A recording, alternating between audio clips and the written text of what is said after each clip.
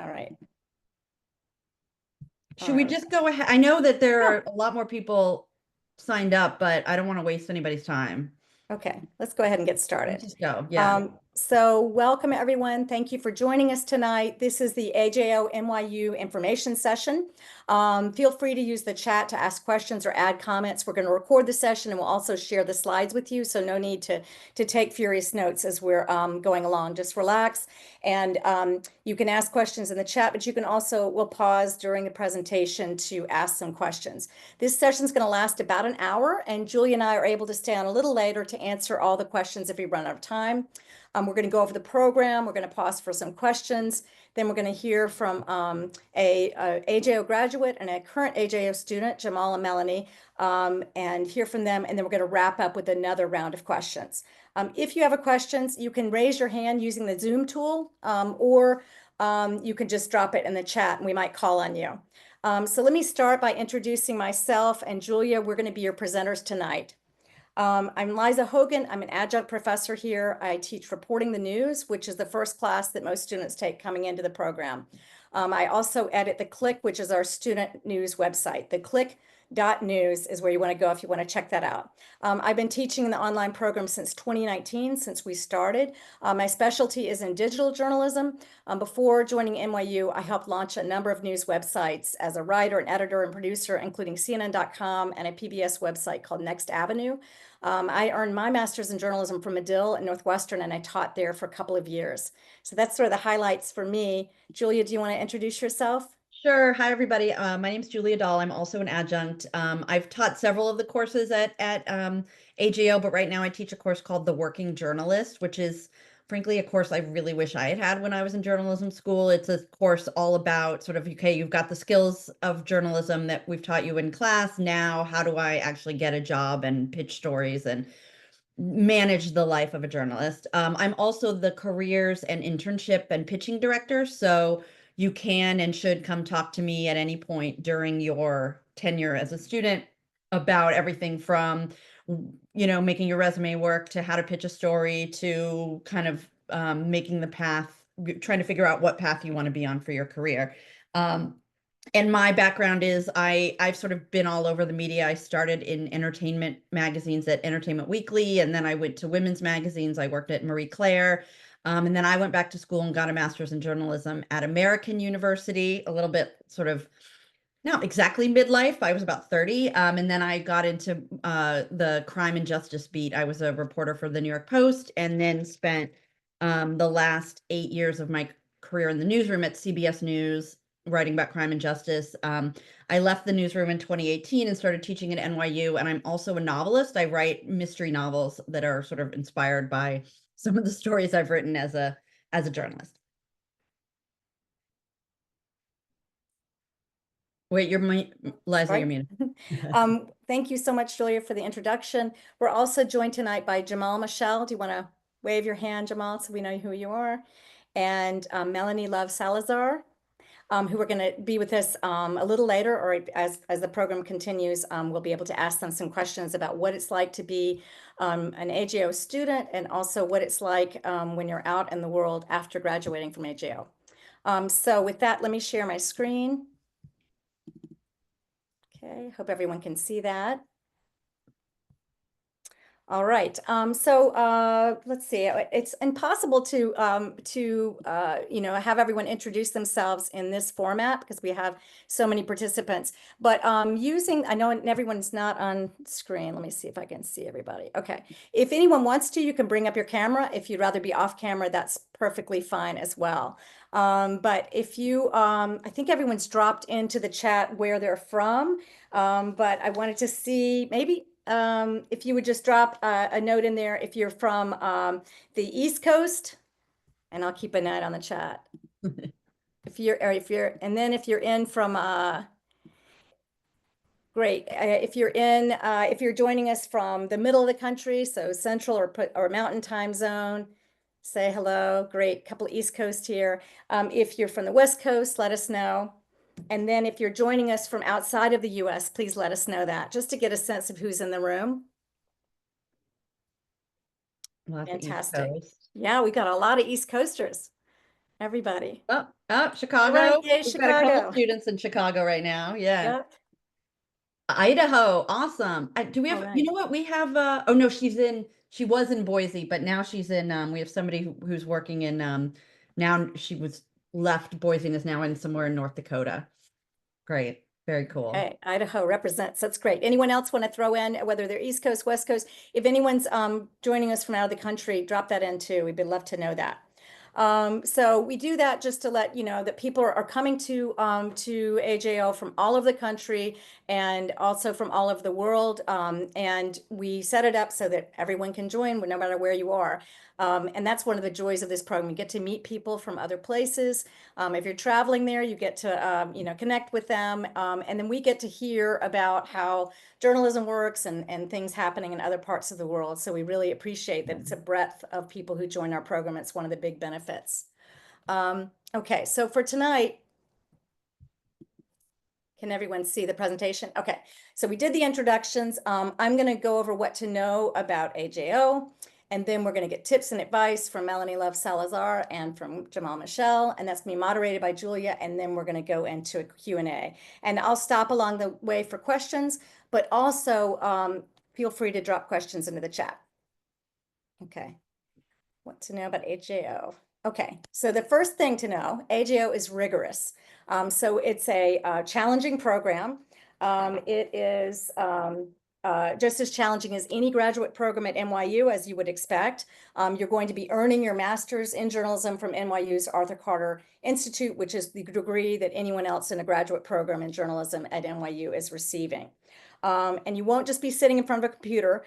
From the first week, we send you out into your communities to be reporting, meeting people, developing sources, doing all the things that we're talking about in the classroom and that you're learning about from our book, our e-text. You will be filing stories within the first couple of weeks in my class, and those will be published.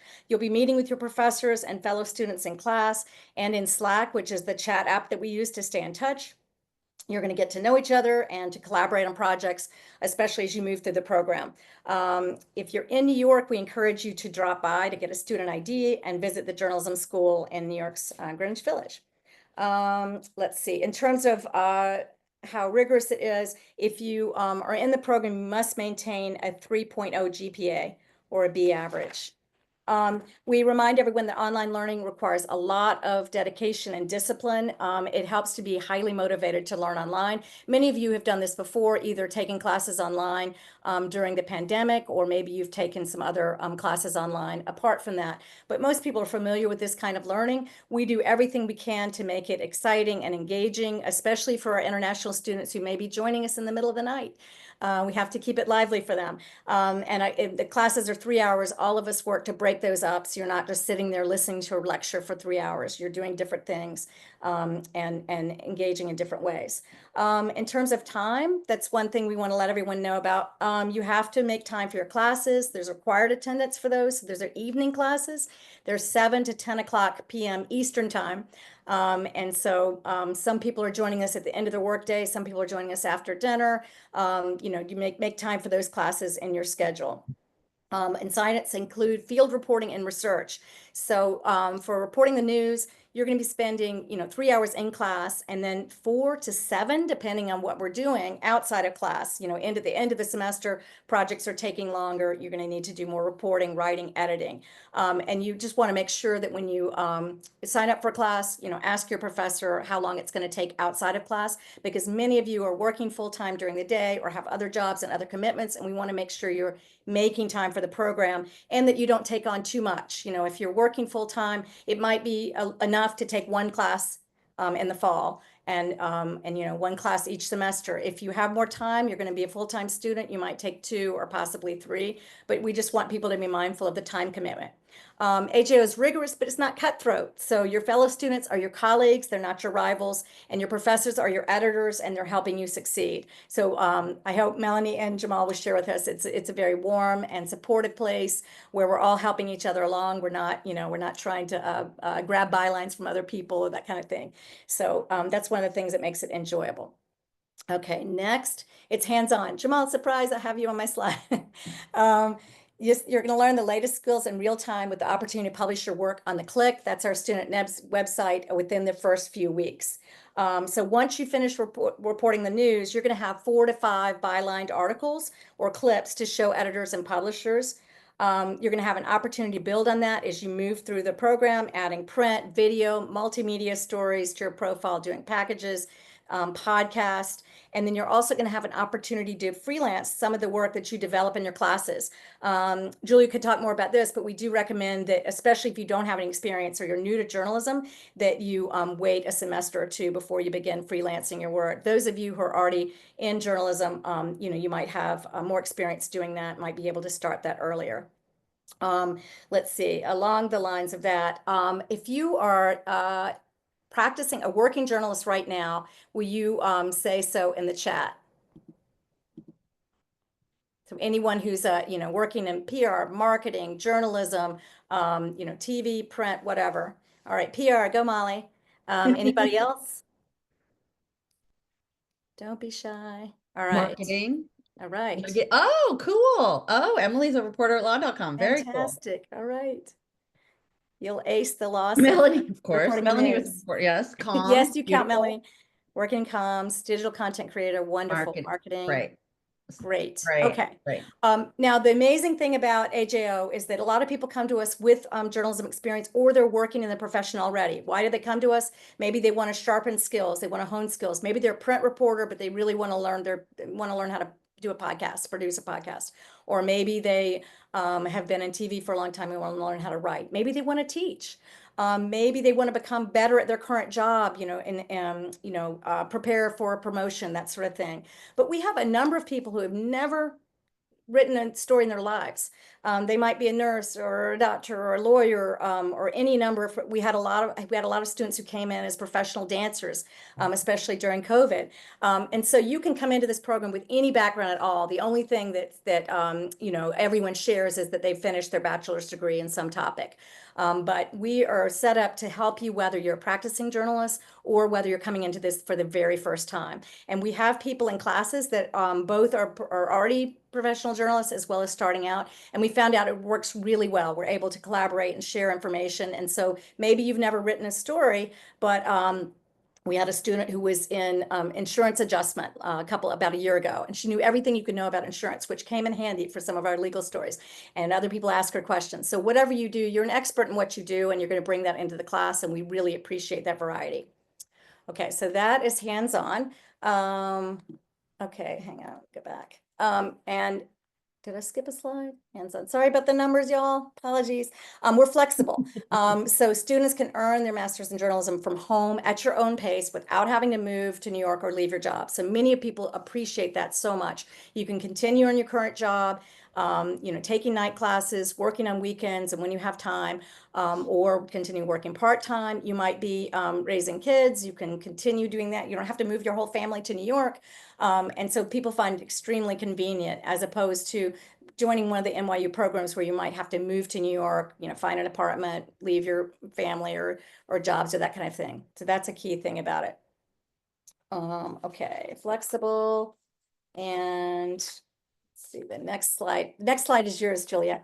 Okay, hi. Yeah, so I like to take some of the credit for all the amazing places that our students are working and pitching, but honestly, we also have just really smart and ambitious and talented students. So our students are working working full-time jobs at places like CNN, ABC, NBC, what is the other one? CBS, the one I worked for, Al Jazeera.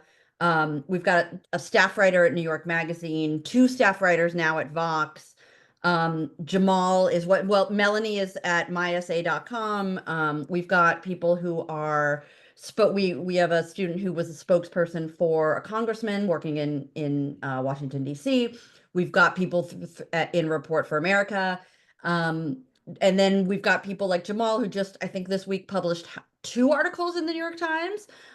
He works full time at Duke. We'll talk more about what he does, and when you learn about him, we've got Jamal's also written for the Washington Post and Mother Jones and NPR. We could go on about Jamal forever, but we've also got students who've written for The Guardian, the National Geographic, and a big part of my job is helping you find work at places like this, but also helping you learn how to pitch stories. That's, learning how to be a journalist is one thing, learning how to sell your work as a freelancer, and then once you get on staff, you have to go to staff meetings and sell your work in the pitch meetings, is sort of a different skill set. And that's a big part of what we teach, is how to sell yourself as a journalist and your work.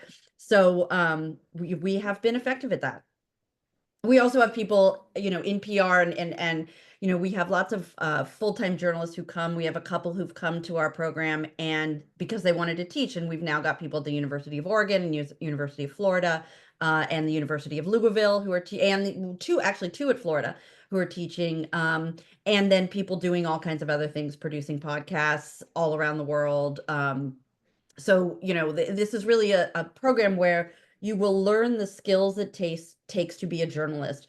And what's great about learning those skills is, A, you can get a job as a journalist, although we do not sugarcoat what's going on in the industry right now. It is a tough industry. That said, the skills of a journalist are very valuable skills in a lot of different industries. And we can talk more about that. Yeah, and Julia, can you just quickly say what you do in your role as Director Yeah. of Careers and Internships that kind of Right. connects to helping people find placement and freelance work? Yeah. Yeah. So I try to meet with everyone, every new student, the first semester you're here, to get a sense of, where do you want to be, right? Where are you now? Where do you want to be? What's I'm a big fan of what's your dream job? And maybe it changes, but if you don't have a sense of where you want to go, it's going to be hard to get there. And so then we strategize about, okay, what skills do you have now? What skills do you need? How do you build a network? A network is a big part of finding work, right? The people I mean, it's not what you know, it's who you know. It's a little bit of both. But part of the reason that you choose a place like NYU is because we have such a robust student body network, professor network, and alumni network, right? I mean, there are NYU journalism students working at every possible place you could imagine. And that means something, right? We just had a hiring panel with some people who were editors in chiefs, and they were saying, look, if somebody went to my college, I'm going to interview them because that's just how that's sort of how it works. So you're sort of coming into a family of a lot of alums. But my role is to do everything from help you strategize about where you want to be and what are the steps you need to take. Let's talk about what electives you should take in the program. Should you try to apply for an internship, or does it make more sense to just start pitching your stories locally, getting a name for yourself, learning about local editors and that kinds of thing? Do you need to build a website? That's one of the things we do in my class. I believe as a journalist, you have to have your own website so you can have a portfolio and show people. What does your resume look like? Is it working for you? Do you know how to write a decent cover letter? Because again, if you're going to get a job as a journalist, you can't just plug it into ChatGPT. You need a real cover letter that tells the employer that you know how to tell a story, because that's what journalists do.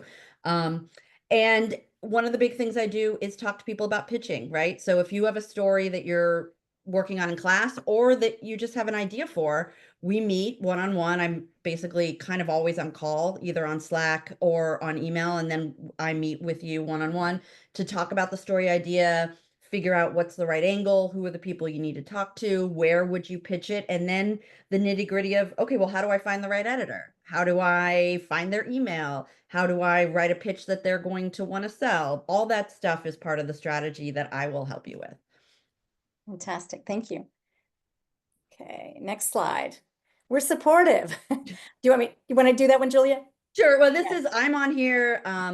We have a whole group of people whose sort of job it is to help you get through this program successfully. So there's me helping with the job.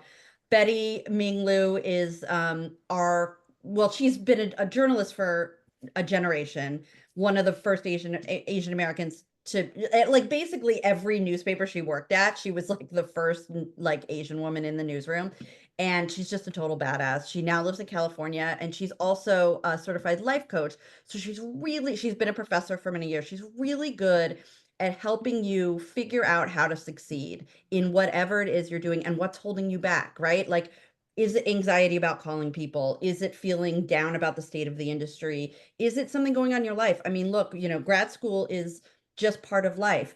We have students who are, have illness, who have deaths in their families, who go through divorce, who go through having children, who go through job loss. And Betty's here to help you through that and help you stay on track. Malak is a journalist who's worked all over the place. I think she's at Politico now. She is your writing coach, and she is there to help you if you need some extra help in class. Your drafts aren't where you want them to be. She will be your editor, and you can meet one-on-one with her. You can give her your stuff. CK is one of our alums who now teaches at Florida, and she runs our mentor program. You will be, if you want, hooked up with a mentor, a professional mentor, somebody who's in or near the field that you want to be, who can just, help build your network, answer questions, be somebody that you can run things off of. Bebe, you probably interacted with when you registered here. She is our administrator. She knows where all the bodies are buried, knows everything about everything from finance to how to get through to graduate to where you're going to buy your graduation gown. So we have a whole lot of people whose job it is outside of your professors, whose job it is to help you get through the class, but to help you get through the program. Yeah, and just to add to that, Christina Carrera, I don't know if you all can see my printer. So this She's is Christine. my Yeah. pointer. She's here as a writing coach. She also teaches. She's going to be teaching reporting the news this fall, but she's also served the role as a writing coach. So what do writing coaches do? If you're struggling with a story in a class or just an idea, or you need to finish it up, or you need sources, anything like that, you can go to one of our writing coaches and ask for their help, and they can work with you on the story. That really replicates what happens in newsrooms all over the world, where you're not just working with one editor, you're working with multiple editors, and you might be bouncing stories off your colleagues or other things like that. So we try and model that, but we also recognize that learning to write as a journalist, especially if you've never done it before, can be very hard and challenging. There's a lot to know. And so we find that it helps to have a writing coach who can come and help us as needed. And then we also have Adam on here. He's the director of our program. He is very closely engaged in everything that we do, from the admissions process to running the program to checking in with people. So you'll see and hear from him a lot. He also teaches law and ethics. So as Julia said, together we provide a circle of support for all of our students, no matter what your issue is, and we do our best to make sure that you're able, even though the program is rigorous, that we're able to help you get through it. Okay. Rewarding. Do you want to do this one, Julia? Sure. I mean, this is just like a picture of basically Liza with students, me with students, Betty with students, professors with students. I like the one here of Alma and Eliza Griswold. I think this was taken in Doha because that's where Alma is. Sonia and Trisha were in LA. This is one of these others is in LA. So basically, like, I know it sounds crazy. When they asked me to teach for this program, I'd been teaching the in-class program, or we call it now the terrestrial program. And I was like, I don't want to teach online. That's weird. How are you going to connect with the students? But you really do. I was just mentioning before we got on that I was down in North Carolina visiting my parents. So Jamal and I got coffee. And Liza and I see each other when I'm in DC.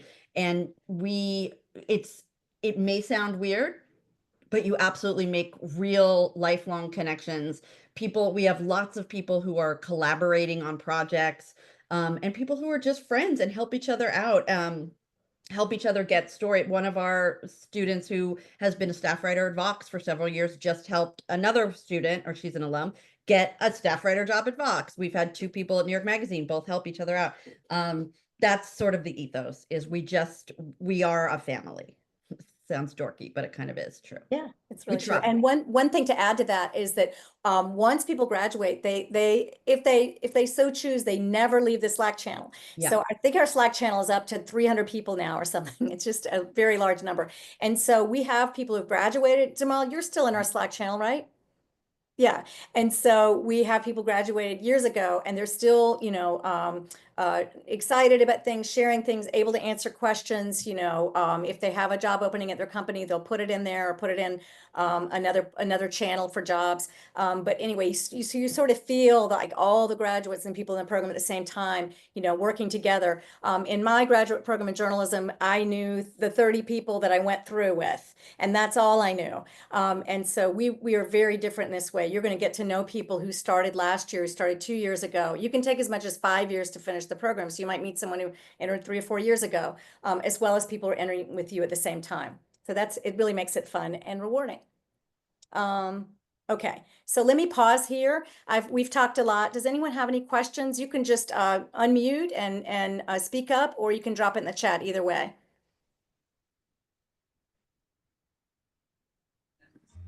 Liza, do you want to unshare your screen Oh, while I yes, talk of to course. Jamal and Yep, if yep. anybody else? Oh, I see. Is it Nita?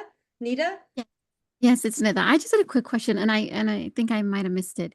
Are the classes every day for 3 hours, or is it just once or twice a week? Great question. So each class meets once a week for 3 hours. The exception being my current class, the working journalist, is just 1.5 hours. It's a 2 credit as opposed to a 4 credit class. So each class you take, like if you take 2 classes, you'll meet 2 nights a week for 3 hours. Okay, got it. Okay, I'm a mom of 3 kids, so I was just curious. Yes, and we have many moms of many. I think was we have one mom that had, I want to say 4. So we've got moms covered. Yes, we do. We do. Doable. Can do And in this. fact, and you don't have to keep them out of your camera. So we're used to having them come in and ask Yeah. someone a question or wave. We've had babies make an appearance in class. Oh So yeah, definitely. I've had we're breastfeeding not as well. strict about that at all. Whatever's going on in your life, we Thank want you to be somewhere where you can focus, but it's okay if someone makes dinner behind you or whatever it is, because I it's see. everyone's evening. I see Julie's question about Thank you. average length of time. That's a great question. I think most people take about 2 years. Is that right? I think Yeah, because that's right. definitely there are some people, mostly people who tend to be a little bit younger, like right out of college, go full time and are done in, what is it, 18 months, less than Mhm. 18 months. But most people don't do that's like three classes a semester, and then it's like 3, 2, and 3, I think, which is a lot if you're working full time. Most people take uh like 2 classes a semester, um or maybe start with one to kind of wade in. Share, yes, financial resources, so about 2 years is about average, but we definitely have lots of people who finish in 18 months, and then some people who've taken 4+ years. Right. Yes, do you We have want a whole to slide get on to that, the, John. yeah, we've got a whole slide on it. Should we Why don't we do the talking to Jamal and Melanie, and then I'm going to come back to that right after if that. that, yeah, Okay, and same thing with the course planning and sequencing options. Thank you, Melanie. great. All Okay, right. so let's talk. I was gonna start with Melanie, because you are a current student. So Melanie, briefly just say who you are and why you decided to come to AJO. Yeah. Hi, everyone. My name's Melanie. I'm currently a digital trending reporter for my essay, which is in collaboration with the San Antonio Express News. So I am here in Texas, which means my classes are from 6 to 9 p.m., which is a little bit better in my opinion. Although sometimes I am rushing from work, but luckily my work has been really understanding and I'm always able to make it work. And the professors are as well. If there's ever a problem, there's definitely been times where my car is broken down and I'm like, guys, like it's gonna be a few minutes. But yeah, the main reason I decided to pursue my master's in general was I had just graduated from Texas State University. I got my bachelor's in journalism. For context, I graduated in, oh my gosh, 2024. Yeah, so this past May. Um, and I was applying for jobs and looking into roles that I would like in the future. And not only was I having some trouble finding a role, it was also that like I was thinking about kind of what Julia mentioned is like thinking about my dream job, thinking about my dream roles, and I was looking and just like stalking everyone on LinkedIn to be like, how did you get here? Like, how did you get in this role? Like, how are you doing what I want to do? Like, it feels so far away. And I felt like a lot of what I was seeing is that these students did have a master's in journalism. And NYU, of course, kept on coming up, like whether it was just a regular, master's in journalism or specifically doing the American Journalism Online master's program.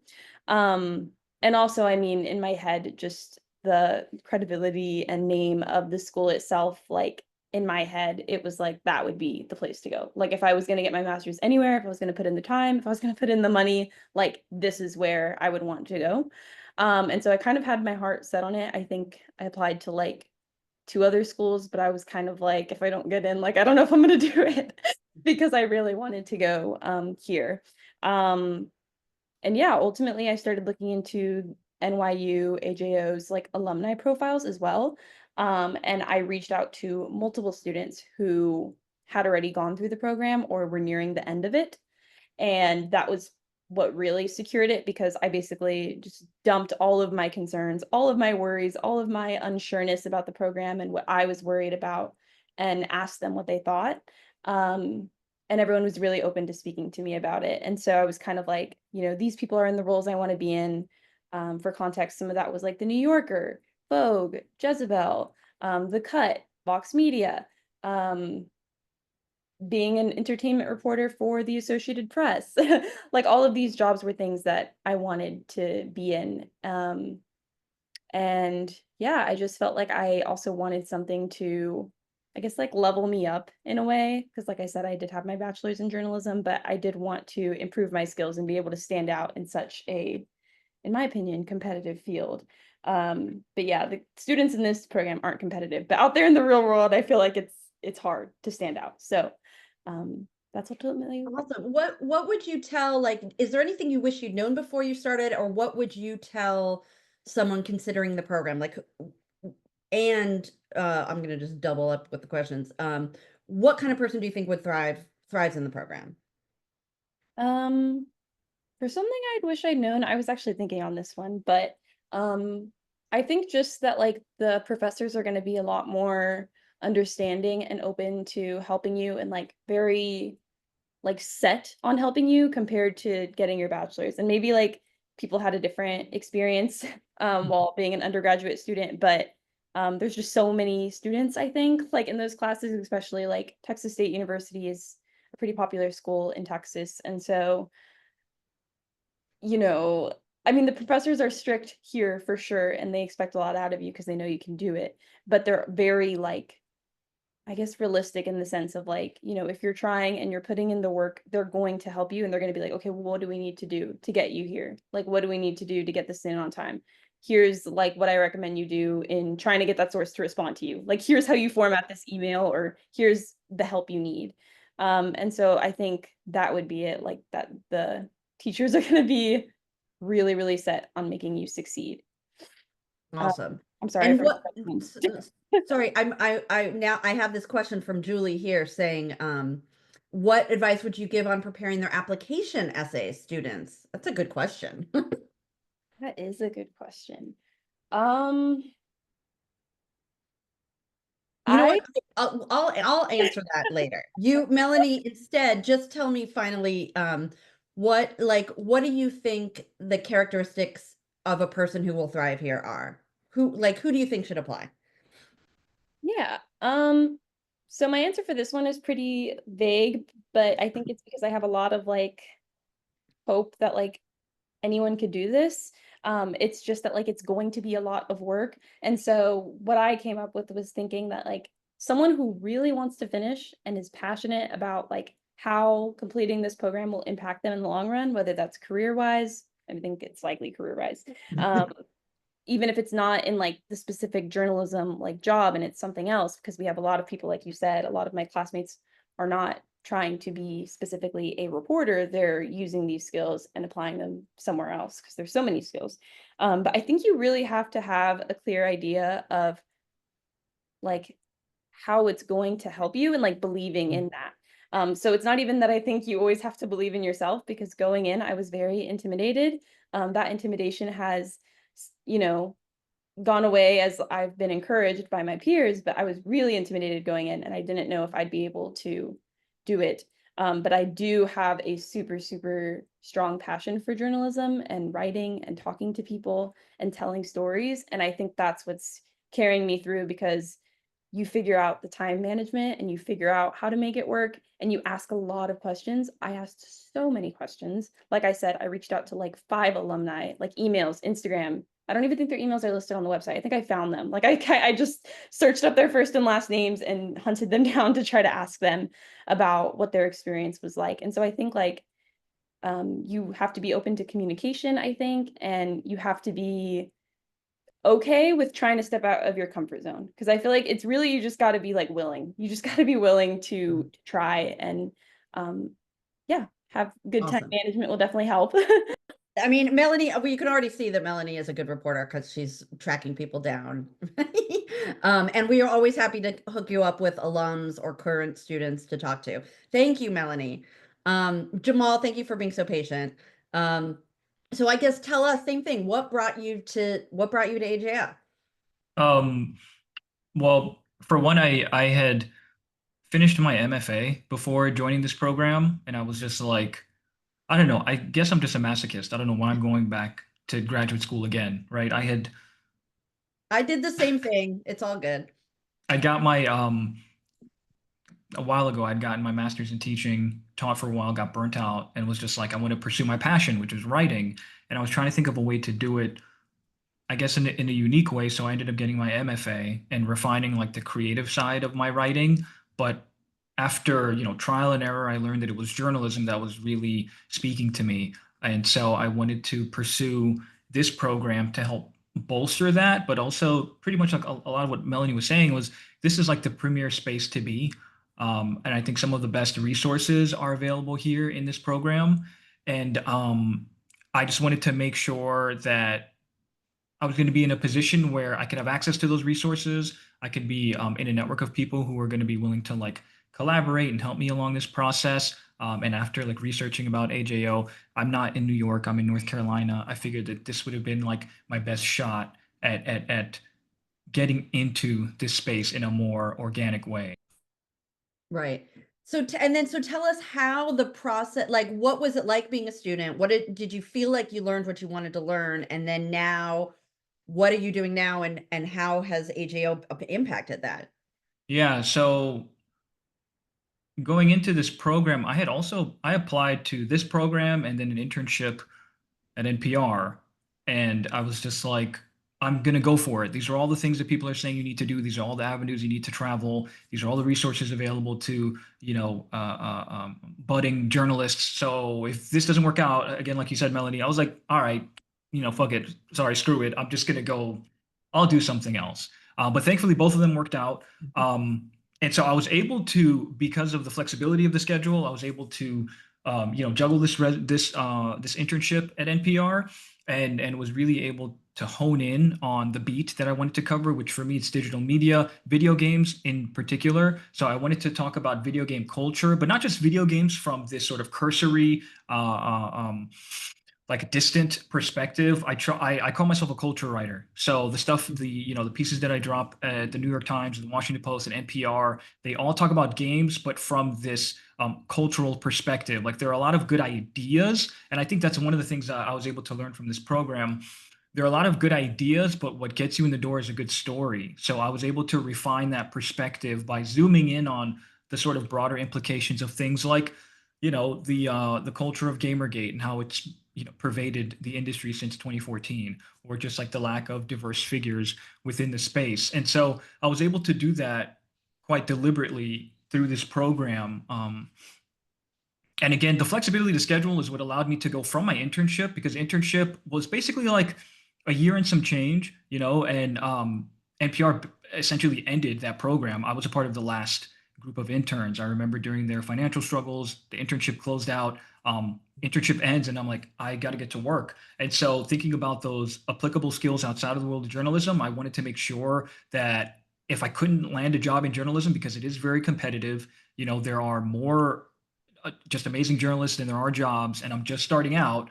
I thought to go into the world of communications where I could still apply myself, and I feel really lucky and fortunate to get to connect with Duke in that way. I'm still doing my storytelling. I'm still learning some of the like business marketing side of things because of higher ed. And I feel really grateful for the chance to do that. But of course, I still get to freelance. So I'm still pitching. I'm still reaching out to people and letting them know I'm a culture writer. This is my thing. I'd love to write this for you.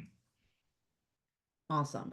And as I was asking Melanie, what do you think in terms of like, is there anything you wish you'd known and before you went into the program, or anything you would tell a potential student, to like either make sure you think about this before you go, or Yeah, well, I think what I would definitely suggest that you do, and this was something that I was able to do and able to learn through my 2 years in the program, is this is a prime incubator whatever ideas you have, whatever Mm. you're trying to work through, whatever beat you are trying to suss out for yourself professionally, bring it to the table. I had amazing peers. Like everyone's already mentioned, we weren't competitive at all. We were actually just trying to cultivate an environment where we could help uplift each other's work. So if there's something you're interested in, bring it. Do whatever you want, go all out and explore those stories with your peers, because I think you'll be better off doing that. I think that's a really good advice. And it's one of the reasons that I think in some ways Melanie is a little bit of an anomaly in being so clear about what she wanted at such a young age. Like Jamal, I went back to grad school when I was, like I said, like 30, because I'd gone through bits of journalism and thought, I don't know if I want this. And I had a very clear sense of what I wanted. And so in some ways, people who are a little bit older, who have a little more life experience, actually thrive in grad school in a way that sometimes younger people don't. But even if you're young, having that sense of, I really know where I'm going and what I want, I really know what I want out of this program, is a really important thing to have. Thank you so much, Jamal and Melanie. And so please, first of all, if any of you have questions for Jamal or Melanie, put them in the chat. We will move on to talking about some of the nitty gritty, the course structures and finances now. Cool? And anybody put, in the chat. Throw your questions in there. We're gonna go back into this deck for a second. Okay, can everyone see that? Julia, is it showing up? Okay, got it. So we put together some slides for deeper information, anticipating you might ask some questions. All of this is available as part of the AJO website, and we'll give you the information link afterwards. I assume a lot of you have seen that or are using that to apply. By the way, the deadline for applications for the fall is July 1st. So begin working on those if you haven't already. The course listing, so required is reporting the news. That's the class I take. It's teaching you how to report and write and basic journalism ethics. Law and ethics is also required. A lot of people take reporting in the news and law and ethics at the same time. If that fits your schedule, it's a good pairing, as I like to say. Investigative reporting, feature writing, and long form writing. And we require that you take feature writing before long form writing. So those are basically in the order in which we encourage people to take them. You can't take investigative until you've taken reporting the news. And then the electives for the fall are audio storytelling, so podcasting, multimedia storytelling, media startups, broadcast, and the working journalist, which is the class that Julia teaches that she just told you about. Are there any Right. questions on the course offerings? Okay, I'll move on to the next slide. These are the course track options. So Julia mentioned earlier that you can do it, in like a year. Let's see, less than fast track, full-time It student. really is like less than a year, which is sort of how Yeah. I did grad school, but that's really full time. Yeah. Yeah, that's full-time. So you have to do all the coursework in less than a year, 3 courses fall, 3 courses spring, 2 in the summer, but then you can attend the May graduation ceremony. Is that right? For the Yes. previous? Yes. So we have students right now who are going to take their final course in the summer, but they're able to walk at the big Yankee Stadium graduation, which is lots of fun, in May. Great. Okay. And then the part-time track, you're completing your studies in 2 years. So that works out to about 2 courses per semester. And then the self-paced track, so you're completing the studies in less than 5 years. We have a couple of students who've taken the full 5 years. One of them because she loved using the NYU library and wanted to extend that as much as possible, and the network and all of that. So if you are in no rush to get your degree, you can take up to 5 years to do it. And that works out to about 1 course per semester. Any questions on the course track options? Okay. The other, I wanted to say, it's not listed on the course before, but we also often offer, there are a couple other electives that, oh wait, no, sorry, my brain turned off. I didn't see broadcast. Okay. Never mind. That's all right. Okay, and then course track options. Okay, and then the cost. I don't know if you all can see this, but we're going to give you the slide deck afterwards. But it's approximately $70,000 for 30 credits. So that's a whole program, and Bebe tells us the exact amount can be tabulated on the calculator on the Bursar's website. We'll include the link to that as well. Scholarships. I think someone asked about that earlier. So you can apply for the AJO reporting scholarship. So that's part of your application when you enter it, and we award 2 of those per fall term. And then we also recommend that students apply for external scholarships. So the Graduate School of Arts and Sciences, GSAS, is going to match the scholarship tuition received through the Tuition Incentive Program, or TIP. And so if you want to know more information about that, Bebe can help you, or help you connect with some students who have done it that way. And then for financial aid or loans, some financial packages do come with a work study option. If you live in New York, Connecticut, New Jersey, then you can do work study. And I had a student, Teresa, for a whole year was a work study, and she helped me run the Click, help me edit and post things on the Click. So sometimes you can work inside the journalism school, which is great. And then if you have more questions about financial aid or loans or packages, we've included the information to follow up on that. And one thing to know too about the program is it is pay as you go, right? So you're not giving us $70,000 to start, right? You're paying for your courses as you take your courses. I see Julie's asking about admissions rolling. So we do tend to tell me if this is wrong, Liza. But Bebe would be a little bit better to address this, but for the most part, like if you want to start in the spring, I would probably wait and apply. I think the spring semester deadline is, what is it? It's in November, isn't it? Or It's no? probably in November. Yeah. I mean, we have definitely had students apply for the fall and then say, you know what, I actually need to defer. But if you definitely know you don't want to start till the spring, you might just want to wait until November.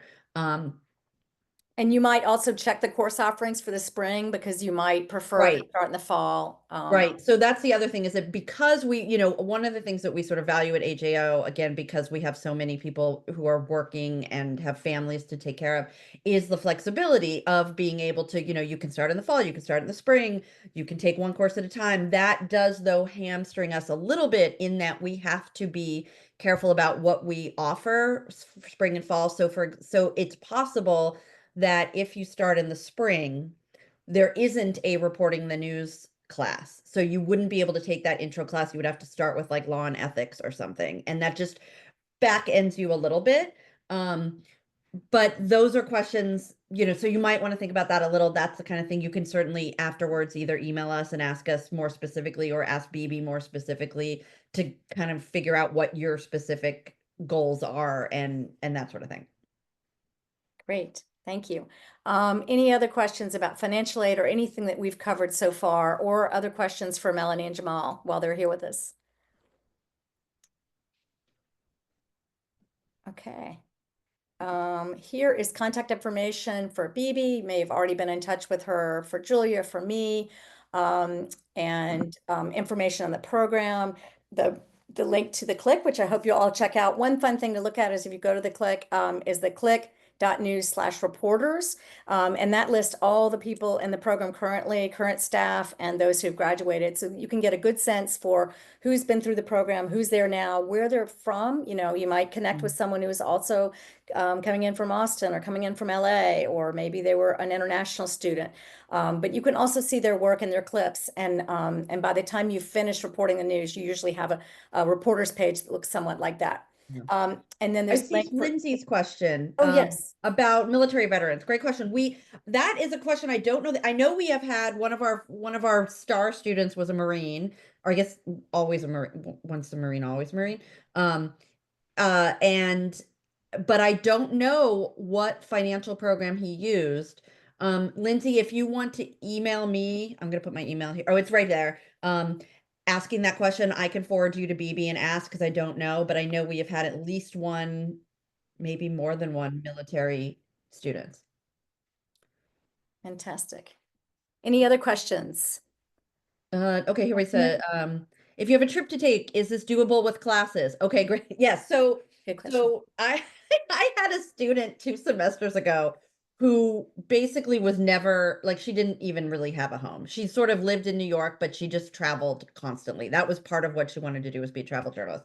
And I do not recommend this, but she would log into class from like the coffee shop in, some tiny town in Colombia, or, the hotel room, or I don't think she ever stayed in hotels, but at one point she was getting a tattoo while on camera, And I had to, it was the first time I've ever told a student, okay, you need to turn your camera off because you are distracting. It was a little much.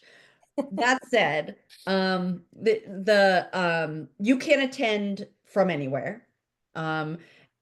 If you have to miss a class, I mean, we don't want you to miss classes, but we understand, like, you know, you get at least one missed class per semester. That's just sort of like, yeah, we get it. Sometimes you have to miss. What I tell my students, and every professor is a little bit different, but I tell my students, if you know you're going to miss a class, please let me know. And I will either ask you to do some sort of assignment, or I'll, you know, ask you, certainly the classes are all recorded. Yes. So you can then watch the class afterwards, but you are responsible if you miss a class for learning what we learned in class and doing whatever activities you do in class. But yeah, I mean, we don't care where you log in from, but just not while getting it. You know, don't like, you know, like try not to be like at a bar, right? but within We had a student reason. who was a nurse, and yeah, we didn't want a code red going on behind her. Right, right. And we Yeah. certainly have students who, like, I had a student who worked in the newsroom at a TV station in Salt Lake City, and she was working the night shift. That's just what they gave her. So she would come to class from like her break work. room. She would take basically her lunch hour was our class. Yeah. Does that answer your question, Julie? Sorry. The answer is, you know, attend from anywhere. No, If you it does. I didn't know, like, for instance, like I'm going to be in Japan for 10 days in the fall. And so Mhm. I didn't know if that means, like, if even if you have personal work or personal trips that you're scheduled for, does that mean that you can't attend them or need to, or can you like make up the work when you get back from your trip? Right. So, I mean, if you want it, I actually had a student in Vietnam, and then I have a student right now in Qatar, and the poor man has to log on at 3 o'clock in the morning, every week. And we have students in Senegal, we have students in, certainly in China, the UK, and these are people who end up, I mean, that is a challenge, but they, you know, these are dedicated people and they log on at 2 o'clock in the morning, right? So if you can log on at whatever o'clock in the morning it is, great. But if it's one off and your professor knows you're going to be in Japan, watch the recording, connect with your professor, they'll give you something to do. Everybody, we all understand that their life is happening, and it's really about like you connecting with your professor, you showing up to do the work. I mean, if you're missing 5 classes, that's a whole different thing. One is no big deal. Perfect. Thank you. And just want to add to that, this comes up a lot too. If people are sick, they're just not feeling up to class. That's probably the most common reason I get from people, maybe day of, where they say, I'm really not feeling up for it. So I give an option if you know, obviously you're not required to come to class if you're sick, but sometimes they're just like, maybe they've lost their voice, but they're still doing other things. I just say, turn your camera off. Normally we have cameras on, but if you just want to listen in, we get it. That's fine. And, you know, or people have said, I've got to leave class, you know, halfway through, but we really, it works better if everyone is present for the live classes, because that's the only opportunity during the week when we're all there. But as Julia said, stuff happens, and so we work with you. But the sooner you can tell us that you're going to miss a class, the better. I think I had a student that was going to be doing a wedding or going to a wedding, and it was just impossible that he was going to join. And so we worked ahead of time to think about his assignments and how he would get them in and what he would do to adjust for that. So good question though, that comes up a lot. Yeah, and all religious holidays are recognized as days off as well. So I don't think it comes up too much during the week, but it can. And you just tell your professor that, and that's, you know, no problem there. Right. I mean, the thing is, like, that's different. If you have attended grad school before, you sort of know this, but unlike undergrad, we're all grown-ups, right? We sort of understand and respect each other as adults, and we understand, you know, if you need to leave class, you know, if you need to turn off the camera because your child is screaming, or you know, or you need to miss because you're sick, like, we're not here to babysit you, right? We're here to give you the opportunity to learn and as much support as possible. Uh, but you know, we try to meet you where you are. Great. Any other questions?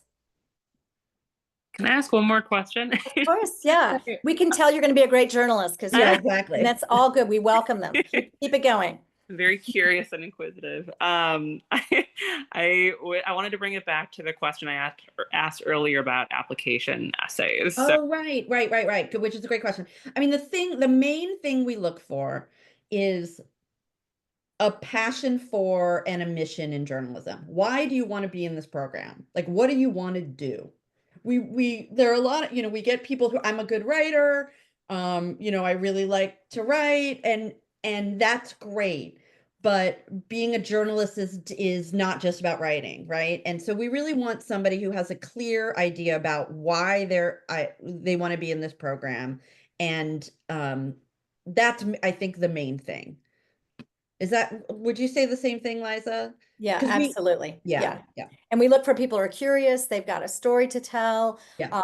you know, that kind of thing. And it's not, we need to be clear, it's not a creative writing program. We focus on writing. We teach people how to write well as journalists, not just, you know, the AP style inverted pyramid, but how to do, you know, really creative writing within journalism. But if you're looking for a creative writing program, it isn't a good fit. But if you're looking for journalism skills, reporting, writing, fact checking, all in interviewing people, developing sources, all of that, then this is the place.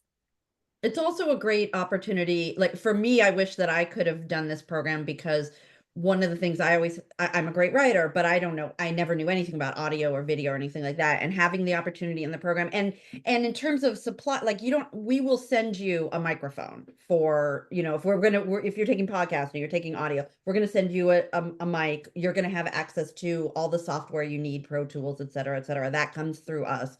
And having the ability to learn that through, you know, and get like feedback of like, what's your reel going to look like? This sounds terrible, you know, I mean, and we really do expect you all to come in.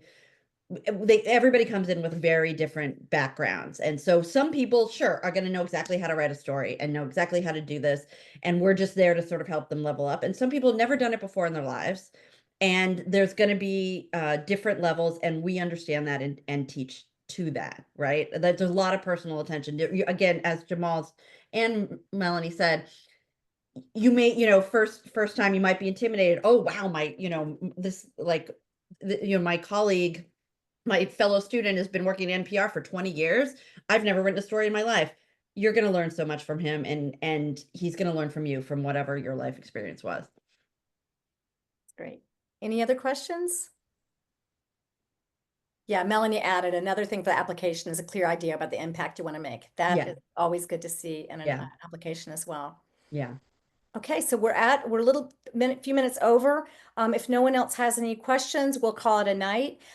We will provide you with this deck and as well as a recording of this session, so you can go over it. And all of us are available for any questions you might have as you put together your application, or if you have any questions about applying, or you can go Melanie's route and look people up. You could just stalk people on LinkedIn. Yeah, and find out, because, you know, that's a good way to find out too about the program. Other people have gone through it, either who have a similar background to your own or have similar goals as yours, or they're doing something you want to do.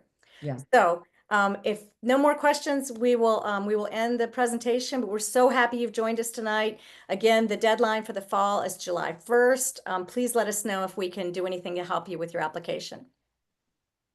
Thank you all. And thank you, Jamal and Melanie, so much for your time. Thank you. Yes. Okay. Good night, everyone. Good night. Bye.